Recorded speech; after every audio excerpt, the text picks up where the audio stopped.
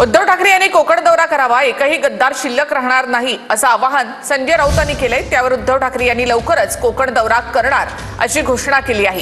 कोण मध्ये येतो ते बघूच असा इशारा ठाकरेंनी दिलाय। उद्धव साहेबांना इतकंच सांगेन, साहेब कोकण असेल किंवा संपूर्ण महाराष्ट्र असेल, आपण फक्त कोकणामध्ये एक दौरा करा,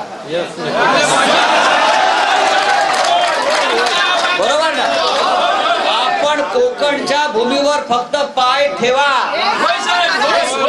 आपण पहा कशी दाणादाण उडते ते। एक गद्दार राहणार ना औषधाला शिल्लक।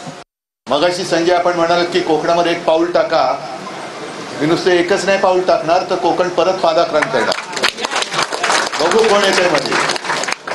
हा कोकणातला निकाल आपल्याला सर्वांनाच अनपेक्षित होता। कसा कोणी विजय मिळवला, काय काय केलं, या सगळ्या गोष्टी आता सुरस कथा या बाहेर यायला लागलेल्या आहेत।